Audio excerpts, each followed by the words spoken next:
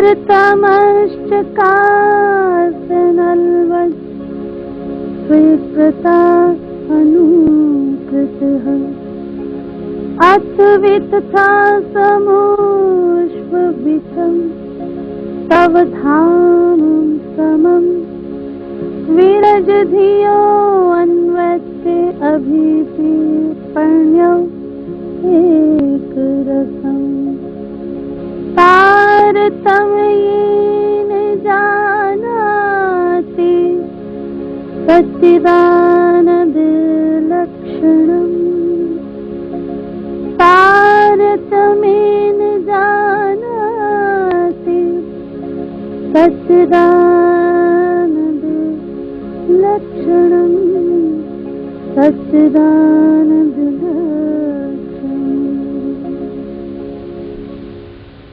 वंदो सतगुरु चरण को करूं सो प्रेम प्रणाम। अशुभ हरण मंगल करण धनी श्रीदेव चंजिनाम। श्री प्राणनाथ निज मूलपति श्री महराज सोनाम। तेज कुंवरी श्यामा युगल पल पल करूं प्रणाम। पल पल करूं प्रणाम। उपस्थित साथियों, पिछले प्रसंग में देवचंद जी उमरकोट गांव मत्तू मेहता जी के घर जन्म लेते हैं। उनके अंदर परम धाम की वो आत्म श्यामा महारानी आकर के प्रवेश करते हैं, जो सतयुग से श्रीमद् भागवत में देवाप्रिय संतनों भ्राता का श्लोक भी लिखा हुआ था। अब पहले मूर्ति पूजा भी करके देखते हैं। दिल में बात उठी है, मैं कौन हूँ, कहाँ से आया हूँ। फिर अपने पिताजी के साथ कच्छ में जब भोज नगर जाते हैं तो दिल में ख्याल आ गया कि जब तक सत्संग नहीं किसी संत अच्छे का मिलेगा तब तक कुछ भी प्राप्त होने वाला नहीं। लौट करके फिर दोबारा कच्छ जाने के लिए वहां के राजा के लड़के का खांडा ब्याहने के लिए वजीर के सहारे के साथ कच्छ पहुंच जाते हैं। अब वहां जाकर क्योंकि बड़े बड़े मंदिर थे, खोज करते हैं कि आखिर वो परमात्मा कौन है और कहां पर है, मैं उनको ढूंढ के रहूंगा। पहले 84 मूर्तियां जिस मंदिर में थी वहां पहुंचते और जाके पुजारी से पूछते हैं, भाई क्या यहाँ ज्ञान चर्चा नहीं होती? वो उल्टा संसार का रूप लेकर के चलता, कहता है महाराज ज्ञान चर्चा वहां होती है जहां भगवान नहीं होते, यहाँ तो साक्षात तो सब भगवान है, जिनका दर्शन कहो हम करा देते। मूर्तियों का स्वरूप देखकर वहां दिल नहीं माना, क्योंकि पहले कच्छ में ही आने से पहले उमरकोट गांव में 4 साल तक मूर्ति पूजा करके देखी, कुछ प्राप्त नहीं हुआ। उसके बाद जिससे भी पूछते हैं तो वो क्या कहते हैं, अरे भाई परमात्मा को पाना चाहते हो ना तो पहले सन्यास मत धारण करो। तो वहां सन्यासियों के मठ में चले गए। तो वहां भी जाकर के क्या देखा, उन्होंने पहले कहा कि हम चर्चा ज्ञान नहीं सुनाते भाई, पहले हमारे शिष्य बनो, उसके बाद हम तुम्हें भगवत प्राप्ति अवश्य करा देंगे। मैंने कहा भाई ठीक है। जब ये इतनी तसल्ली देते हैं तो उनके चरणों में जाके गायत्री का मंत्र लिया और अष्टांग योग भी सीखा। 2 साल तक प्राणायाम भी किया, सब कुछ किया, पर कुछ भी पर ब्रह्म की प्राप्ति का रास्ता नजर नहीं आया। उनको छोड़ दिया। देखिए कितनी बड़ी बात है, क्योंकि हम लोग तो जिस धर्म के साथ अटैच हो जाते हैं ना भाई ना, हम अपना धर्म नहीं छोड़ना चाहते। वो धर्म एक रास्ता होता है जो हमें हमारी मंजिल तक पहुंचाए। तो जो मंजिल तक ही नहीं पहुंचा सकता रास्ता, उसको छोड़ना कोई पाप नहीं होता। देवचंद जी ने सन्यास मत को छोड़ा। उसके बाद सोचा कि भाई यहाँ राजा है तो राजा के गुरुओं के पास चले, आखिर राजा की बुद्धि तो सबसे ज्यादा होती है। पर जब वहां गए तो गोरखनाथ जी के चेले जो कनफटे डिम्बकधारी थे, अब उनके पास तो केवल रिद्धि सिद्धि होती है, क्योंकि राजाओं को तो शक्ति चाहिए ना, वो तो शक्ति के बिना चल नहीं सकते। उनको भी देख करके दिल में तसल्ली नहीं हुई। लोग आते बहुत थे, और आकर के वही जंत्रों मंत्रों की बातें करते थे। ये जंत्र मंत्र रिद्धि सिद्धि आत्म का कल्याण नहीं करते। ये सांसारिक वस्तुओं की प्राप्ति के लिए चीजें होती हैं। वहां से भी उठे, फिर बड़े बड़े और बड़े बड़े पंडित, बड़े बड़े विद्वान, बड़े बड़े और जो ज्ञान के देने वाले थे, उनके पास भी गए। क्यों ऐसा पार ब्रह्म करा रहे हैं? ताकि दुनिया वालों को पता चल जाए कि मिथ्या जगत के अंदर ये जितने भी रास्ते हैं, माया की प्रलब्धि देने वाले हैं, तुम्हारे आत्म मोक्ष का साधन कोई भी नहीं है। अब उसके बाद सोचा कभी मुल्ला के पास भी जाके देखें। परमात्मा तो सबका एक है, हो सकता है उनसे कुछ प्राप्ति हो जाए। 1 महीना उनके पास जाते रहे। अब मस्जिद में तो 3 मेहराबें होती हैं, एक बड़ी और 2 साइड में, जो आज भी मुसलमान भाइयों को पता नहीं। प्रसंग आ गया है, बता ही देता हूँ। मोहम्मद साहब ने इनके ऊपर, इस चौखट के ऊपर बना करके खाली सजदा क्यों बजवाया?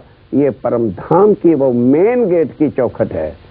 जब मोहम्मद साहब गए थे तो उन्होंने उस पर सजदा बजा के अंदर गए थे, लेकिन उस समय तो तारतम ज्ञान था नहीं। आज आपने अभी श्लोक सुना, तारतम ये न जानाति सच्चिदानंद लक्षणम। जब तक तारतम ज्ञान आपको प्राप्त नहीं हो जाता, अर्थात अंधकार से हटा के पार ब्रह्म के स्वरूप की पहचान कराने वाला ज्ञान नहीं मिल जाता, तब तक कोई भी सच्चिदानंद के स्वरूप की आपको पहचान नहीं करा पाएगा। पर अभी तो देवचंद जी को वो प्रसंग आया नहीं, अभी आ जाता है आपके सामने। कुछ नहीं प्राप्त हुआ, 1 महीना तक उसके पास भी रहे। फिर सोचा कि भोजनगर ही चलना चाहिए हरदास जी के पास। 4 साल 5 इस तरह से हो गए। अब 21 वर्ष से आगे 26 वर्ष की आयु हो जाती है। वहां चले गए। क्या करेंगे पिताजी? मैं नहीं जाऊंगा वापस उमरकोट गांव में, क्योंकि मत्तू मेहता जी ने हरदास जी को कह दिया था कि मेरा लड़का भाग के घर से चला गया है, आज तो अपने पास रख लेना। अब देवचंद जी वहां चले गए तो मत्तू मेहता जी को सूचना हो गई। वो आते हैं, सबको समझाते हैं, पर देवचंद जी किसी का कहा नहीं मानते कि मैंने अपने परमात्मा की प्राप्ति करनी है। अब श्रीमद् भागवत क्यों सुनते हैं? क्योंकि विधिवत जो है हरदास जी सखी भाव से, क्योंकि इस वल्लभाचार्य मार्ग के अंदर जब दीक्षा मंत्र दिया जाता है तो क्या होता है? भज मन श्री वृंदावन कुंज बिहारी नित्य विलास सखी भाव होए भजिए भरतार। तो हरदास जी पहले आदमी देवचंद जी को मिले जब सेवा करने के लिए बालमुकान जी के स्वरूप और बांके बिहारी जी के स्वरूप की वो सेवा करने के लिए जाते हैं तो सखी भाव हो गए। पुरुष का तन होते हुए भी एक गोपी का रूप, नथनी डालना, कान में कुंडल डालना, ब्लाउज इत्यादि पहनना, साड़ी पहनना, फिर सेवा करने में जाते कि मेरे मन के अंदर भाव एक गोपी का रहे और मुझे बांके बिहारी नित्य वृंदावन वाले के दर्शन मिल जाए। इस प्रकार की सेवा, सचवटी, सच्चाई, लगन, तड़प को देखकर देवचंद जी ने कहा इनके पास कुछ न कुछ अवश्य शक्ति है। अब लेना कैसे है? ये नहीं कहे महाराज मुझे मंत्र दे दो, नहीं, कहते वो मंत्र मुझे नहीं चाहिए, मैं इनकी सेवा करूं। जब वो ये सेवा से प्रसन्न हो जाएंगे तो फिर जो कुछ वो हृदय से मुझे देंगे वही मेरे कल्याणकारी वस्तु होगी। तो उसके बाद सेवा करने लगे। अब जब इधर सेवा करने लगते हैं तो फिर हरदास जी भी देखते हैं कि भाई ये घर बार छोड़ के यहाँ रह रहा है और इतनी सेवा मेरी कर रहा है, तो मैं भी तो इसको कुछ दूं। अब उधर क्या होता है, पिताजी माताजी को लेकर के यहाँ पर आ गए भोजनगर में। एक ही लड़का था, संतान थी, तो उसके बिना कैसे रहते सोचने की बात है। आ करके जबरन उनकी सगाई कर दी। माता पिता के पास एक ही हथियार होता है कि भाई लड़के को अपने वश में लाना है, तो इनकी सगाई कर दो, शादी हो जाएगी, अपना बन जाएगा, कमाएगा और हमें भी खिलाएगा। वो अपने धंधे में लगे। अब हरदास जी ने पूछा, देवचंद्र क्या कभी कोई पहले मंत्र लिया है? कहने लगे जी हाँ लिया है, मैंने संन्यास वालों का मंत्र लिया है और वही आजकल जाप करता हूं। तो कहने लगे फिर ऐसे करो, हम आपको बांके बिहारी जी का मंत्र देना चाहते हैं। तो जो पहला मंत्र है, देखिए जरा समझने की बात है, हरदास जी कह रहे हैं पहला मंत्र कागज पर लिख देना और आटे के लोट का पेड़ा बनाकर उसमें रख देना कागज को, और फिर रोटी पका करके सन्यासी को दे देना, उसका मंत्र उसके घर चले जाएगा। एक हरदासी के देवचंद जी कहते हैं, हे गुरुदेव, करूंगा तो मैं वही जो कुछ आप कहोगे, पर इससे क्या होगा? यदि वो मंत्र जो गायत्री का है मेरे पास वो ज्यादा आगे ले जाने वाला शक्तिशाली होगा, तो आप लाख बार उसको पेड़े में रख के लोट में मेरे से दान करवा लो, मेरे हृदय से जब तक वो नहीं जाएगा तो क्या होगा? और यदि जो मंत्र आज आप मुझे देना चाहते हैं वो आगे की शक्ति का है, तो फिर मैं पहले वाले मंत्र को कभी याद ही नहीं करूंगा, ऑटोमेटिक मेरे दिल से निकल जाएगा। ये बात देखकर हरदास जी चौंक गए कि देवचंद्र की सोच, थिंकिंग पावर इतनी ऊंची है। तब कह दिया, अच्छा मैं आपको शुभ दिन एक निश्चित कर दिया है, उस दिन आपको दीक्षा दूंगा। अब उधर माता पिता ने पंडितों से शुभ दिन निकलवा के शादी का, मैरिज का दिन निकलवा दिया। अब इधर क्या होता है, सुबह सुबह देवचंद जी महाराज 4 बजे उठ के आते हैं इधर और आके सेवा करते हैं सब। उसके बाद चर्चा सुनते हैं बैठकर। तो आज हरदास जी ने कहा कि हम आपको दीक्षा देते हैं, जाओ नाई के पास मुंडन संस्कार करवा के हो, क्योंकि आज भी जो वल्लभाचार्य मार्ग के अंदर दीक्षा देता है तो भद्रभेक उसको कहते हैं। सिर मुंडवाना, दाढ़ी मुंडवाना को भद्रभेक कहते हैं। हो के आओ, तुरंत चले गए। उनको कुछ मतलब नहीं है शरीर पे सिर पे बाल हैं कि नहीं है, उनको तो मतलब अपने परमात्मा से मिलन का था। आकर के सामने बैठ गए तो 2 मूर्तियां थी वहां पर, एक बाल मुकंद जो ब्रिज का स्वरूप है, बाल स्वरूप, और एक किशोर स्वरूप जो बांके बिहारी का है, रास वाला। उन दोनों के सामने बिठा दिया और कहा, देखो मूर्ति केवल भाव के वास्ते है, इनका ध्यान नहीं धरना। ध्यान कहाँ धरना है? जहां पर अखंड रास हो रही है और वहां पर किशोर स्वरूप श्री कृष्ण जी का है, और अपने आप को एक उनकी गोपी मानकर भाव लेकर हृदय के अंदर बैठ जाना और बिठा दिया। बिठाने के बाद कहा कि देखो सामने और मंत्र को पढ़ो, भज मन श्री वृंदावन कुंज बिहारी नित्य विलास। ऐ मेरे मन, जिस जगह पर कुंजवन की रेती में बांके बिहारी जी अखंड रास कर रहे हैं उनका ध्यान धरना, और किस तरह से सखी भाव होए भजिए भरतार, अपने को एक सखी का भाव लेकर के इनका सुमरन करना। दीक्षा दे दिया, कह दिया जाओ अब कल आना, और चले गए। अब देखो मेरे साथियों, विचार करो माया कितनी प्रबल और जटिल है, रास्ते पर चलते हुए धर्म के कितनी कठिनाइयां डाल देती है। अब जैसे ही देवचंद जी घर गए, सामने ही दरवाजे पर पिताजी खड़े थे। आज रात को बारात चलनी, घर में सब रिश्तेदार, सगे संबंधी, फूई मामा सब आए बैठे। जब देवचंद जी के पिता ने देखा कि ये तो भद्रवेक हुआ है, इससे तो बस एकदम पिता का स्वभाव कितना गर्म हो करके ऐसे ऐसे कठोर शब्द कह दिए कि जो अकेले पुत्र को क्या 10 पुत्र भी हों तो कोई शब्द ना कहे। इतना तक कह दिया देवचंद्र, तुम हमारे घर ना ही पैदा होते, मर जाते तो अच्छा था, मेरी नाक काट दी तुमने, सगे संबंधी आए बैठे। शांत हुए। देवचंद जी ने पूछा, पिताजी आखिर बात क्या है? कहने लगे, तुझे पता नहीं आज तेरी शादी है? तो कहने, मैं भी तो शादी करा के आया। आप मेरे झूठी देह की शादी करना चाहते हैं, मैं अपनी आत्मा की शादी करके आया हूँ बांके बिहारी जी के साथ। मैंने आपको कितनी बार कहा कि मुझे ये संसारिक शादियां अच्छी नहीं लगती, पर जो कार्य निश्चित हो चुका था मेरे साथियों, ऐसे में ही सिर पर रुमाल वगैरह रखा, मुम्मकट बांध के शाम को शादी भी हो गई। अब लीलबाई जी उनकी पत्नी घर आ गई, ठीक है, तो वो लेकिन अपने आत्म तत्व का जो प्रयास प्रयत्न कर रहे थे उसमें कमी नहीं होने दी। सुबह 4 बजे उठ के जाएं, उसी तरह से सेवा करें, और अगर मत्तू में तो हरदास जी महाराज भी नहीं उठे होते तो उस मंदिर की परिक्रमा लगाते। एक दिन हरदास जी ने देखा मेरे मकान के चारों तरफ कौन घूम रहा है, टोका तो देवचंद जी ने उतर दिया, जी मैं हूं। नीचे आए, पूछे क्या बात है? घर वालों ने दरवाजा नहीं खोला।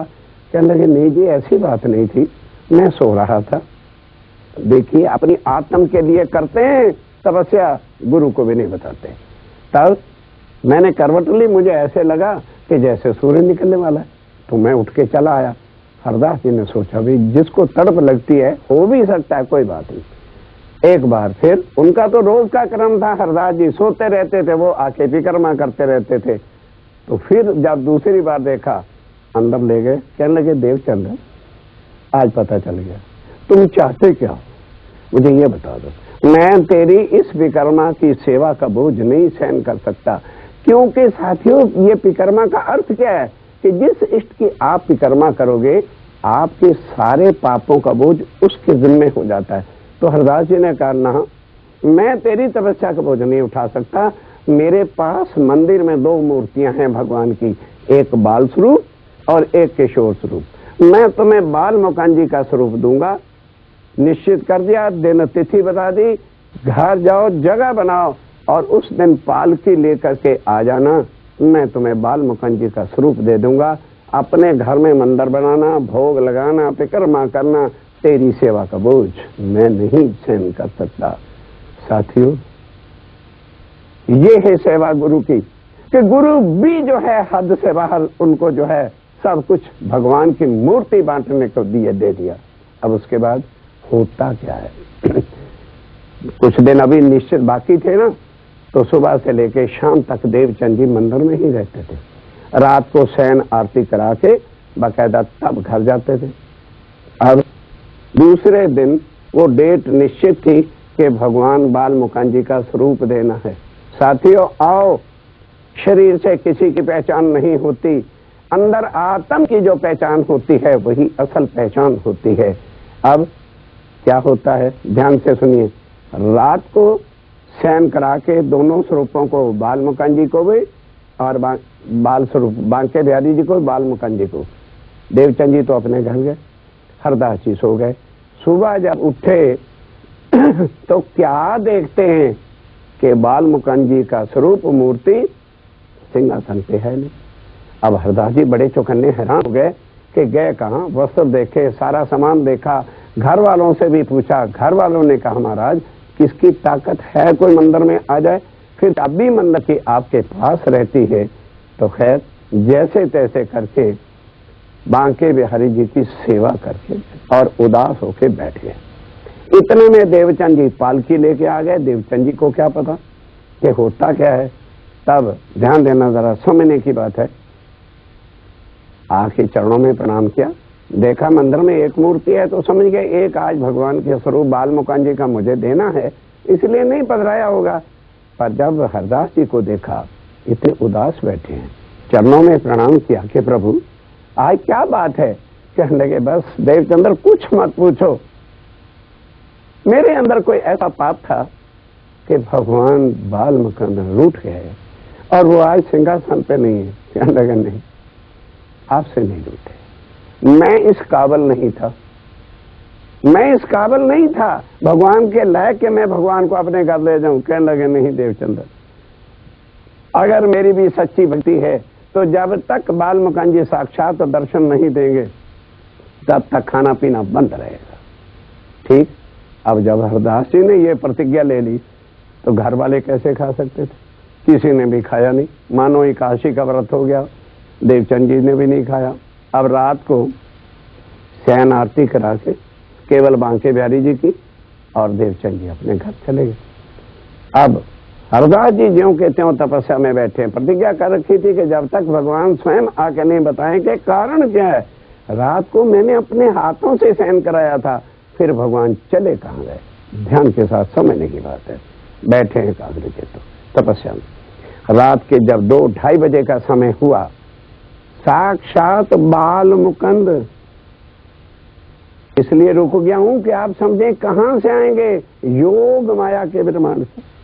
जहां तक आज दिन तक इस ब्रह्मांड की कोई भी शक्ति निराकार से आगे जा नहीं सकी, वहां से बाल मुकुंद जी ने देखा कि अब बहुत कठिनाई की बात है। साक्षात मूर्ति तो पड़ी है वहीं सिंहासन के ऊपर, बाल मुकुंद जी साक्षात तट हरदास जी के सामने आ गए।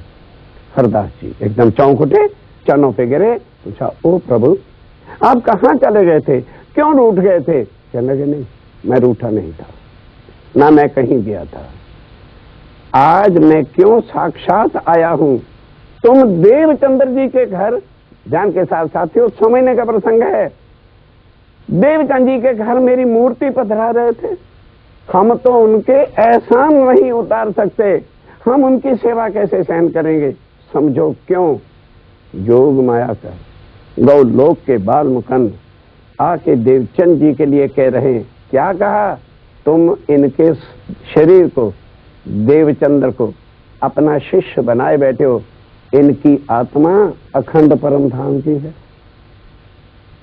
जब ये ब्रिज में आए थे और अक्षरातीत श्रीराज वो पार ब्रह्म के साथ, ये उनकी अर्धांगिनी श्यामा वरानी है। इन्होंने ही रास की लीला करते समय जब गए थे तो मुझे भवसागर से पार किया था, मैं विष्णु के तन में था। इन्होंने कहा तुमने हमारे लिए कष्ट उठाया है, हम आपको अखंड करेंगे। मैं अखंड यदि आज हूं ब्रिज के अंदर तो इनकी कृपा से हूं। हम तो रोज इनको उठ के नमन करते हैं।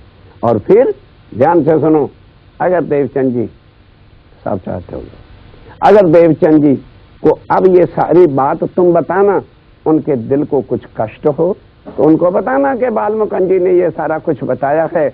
और फिर यदि उनको सेवा देनी ध्यान के साथ, तो मूर्ति नहीं देना, बागा वस्त्र देना, बागे वस्त्र की वो सेवा करें ध्यान के साथ मेरे साथियों, और चित्तवन करेंगे वो नित्य वृंदावन का, और इससे उनका भी काम पूरा हो जाएगा ध्यान के साथ। अब हरदास जी ये बात जब कर ली तो फिर पूछा, प्रभु आपके स्वरूप कहाँ? कहने लगे अंदर सिंहासन पे है, चिंता ना करो। अगर तुमने दोबारा देवचंद जी को मूर्ति देने का साहस किया या कहा तो मैं लौट करके सारी जिंदगी तुम्हें कभी इस तरह से दर्शन नहीं दूंगा। बस प्रणाम किया, बालमुकुंद जी वापस गौलोक। हरदास जी उठे, ताला खोला, मूर्ति ज्यों की त्यों वहां पर देखी। उसके बाद अब 3, साढ़े 3, 4 बजे का समय हो गया। देवचंद जी को बताने के लिए जाते हैं तो आपको पता ही है देवचंद जी 3:30 बजे के करीब आते थे। आते हुए दोनों की रास्ते में मुलाकात होती तो बालमुकुंद जी ने बता दिया था कि आज प्रणाम हरदास जी ध्यान से रखना, आपको जो है देवचंद जी ना कर दें कहीं, तुम उनके चरणों पर जो है गिर के प्रणाम कर लेना, चरण पकड़ लेना। देवचंद जी हैरान हो जाएंगे, कहने लगा महाराज ये बात है, मुझे क्षमा कर दो, मैंने अपने वजूद को आपके देवचंद को चेला बना रखा था, आप तो परम धाम की पर तब सारा कुछ तेरा माफ हो जाएगा। फिर उनको जो है बागा वस्त्र की सेवा देना, जो कई हमारे साथी समझते नहीं कि बागा वस्त्र किनका दिया, बांके बिहारी जी का दिया, क्योंकि आगे का ज्ञान तो परम धाम का जो है वो बालमुकुंद और बांके बिहारी के पास, दोनों के पास नहीं, क्योंकि वो योग माया में है और परम धाम उससे परे अतीत अक्षर से भी है। इस वास्ते अब वो जो दिन निश्चित था, देवचंद जी घर गए, पालकी लेके आए।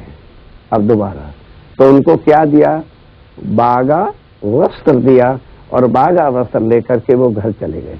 अब अपने आप को क्योंकि बता दिया कि ये राधिका रानी के रूप में, तो राधिका के भाव से जो है घर जाके अपने हाथ से आटा गूंदे, अपने हाथ से रसोई बनाए, भोग सखी भाव से, मेरे पति मेरे आत्म के धनी को भोग लगना है, इस वास्ते वो भोग लगाना। और चित्तवन कहाँ का करना, वो गौलोक का।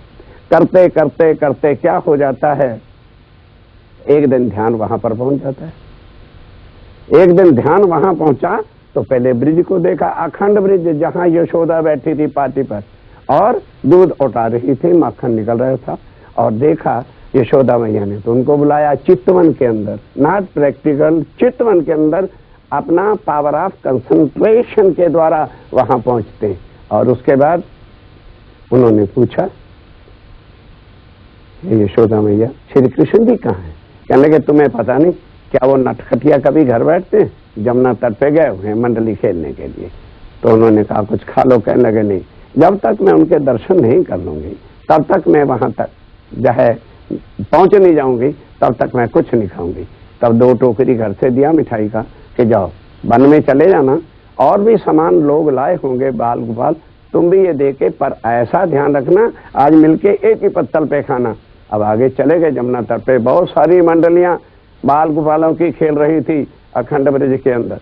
तो अब उसके बाद उन्होंने पूछा एक मंडली से, श्री कृष्ण जी कहाँ हैं? उनका जी कौन से श्री कृष्ण जी से मिलना है, हमारी मंडली में इस लड़के का नाम भी कृष्ण है, इसका भी नाम कृष्ण है, कोई खास पहचान बताओ। कहले जिनके पिता का नाम नंद बाबा है। तो कहने लगे इनके पिता का भी नाम नंद बाबा है, उस लड़के के पिता का नाम भी नंद बाबा है, कोई और निशानी बताओ। तो कहने लगे जी जिनके माता जी का नाम यशोदा मैया है। तब वो खुद खड़े हुए थे, बांके बिहारी वो बुला लेते हैं, सारा हाल चाल पूछा, तब पत्तले बट गए। उस दिन उनकी मंडली ने घुंघरियां बनाई थी, वो घुंघरियां भी बांट दी, मिठाई भी बांट दी। अब बड़े प्यार के साथ जब उनके ग्रुप में, उनकी मंडली में बट गया सामान, तो श्री कृष्ण जी कहते हैं खाइए। शर्म के मारे अब देवचंद जी की आत्म जो राधे रानी के रूप में है, वो कहते हैं जी मैं कैसे खाऊं, आप तो मेरे पति हैं। अब बड़े प्यार के साथ देवचंद जी जो राधिका के रूप में वहां पर पहुंचे हुए हैं, चितवन के अंदर पावर ऑफ कंसंट्रेशन के अंदर राधिका का स्वरूप देख रहे हैं। अब लगे खाने। चितवन तो उधर था और हाथ उठा दिया वहां ही भोजनगर के अंदर, जब लगा टूट गया। अब हो बड़ा दुख हुआ, पर दिल में विश्वास हो गया कि मेरी आत्मा राधिका रानी हकीकत में है। अब उसके बाद फिर हरदास जी से पूछा कि महाराज ये जो श्री कृष्ण और ये सारी लीला है ये किस ग्रंथ में मिलेगी? हरदास जी ने बताया, ओ भाई तेरे प्रश्न का उत्तर मैं नहीं दे सकता, तू श्री कृष्ण जी की लीलाओं के बारे में पूछना चाहता है तो नौतनपुरी जामनगर चले जाओ, वहां पर हमारे वल्लभाचार्य मार्ग के आचार्य कांजी भट्ट श्याम जी के मंदिर में चर्चा सुनाते हैं, उन्हीं से तुम्हारे सारे संशय मिटेंगे। तब देवचंद जी अपने परिवार माता पिता सबको लेकर जामनगर चले गए और वहीं जाकर के रहना शुरू कर दिया। देवचंद जी के और भी कई सगे संबंधी रिश्तेदार वहां पर थे, पर काम देवचंद जी नहीं करते, बूढ़े पिता ही कुछ न कुछ कमा के लाते हैं और उन्हीं से खाने पीने का चलता है। अब उसके बाद ढूंढना शुरू किया कि श्याम जी का मंदिर कहाँ है जहाँ पर कांजी भट्ट चर्चा करते हैं, और फिर मैं वहां जाकर अपने संशय मिटाऊं। तो ढूंढते ढूंढते वहां पर पहुंच जाते हैं और वहां पर अब वल्लभाचार्य मार्ग के उस मंदिर में जो कांजी भट्ट चर्चा श्रीमद् भागवत की सुनाते हैं उसको विधिवत सुनने के भी कई तरीके होते हैं सुंदर साहब जी, सुनना, फिर मनन करना, फिर चिंतन और चित्रण करना, पुष्टि से, मर्यादा से, प्रवाह से। पर जो दर्द देवचंद जी को लगा हुआ था वो तो अपने ही दर्द के साथ जो है भागवत को सुनना शुरू करते हैं। अब सुनते सुनते होता क्या है कि कई साल बीत जाते हैं पर अभी तक कुछ मिला नहीं। अब आगे क्या होता है आपको दूसरे प्रसंग में।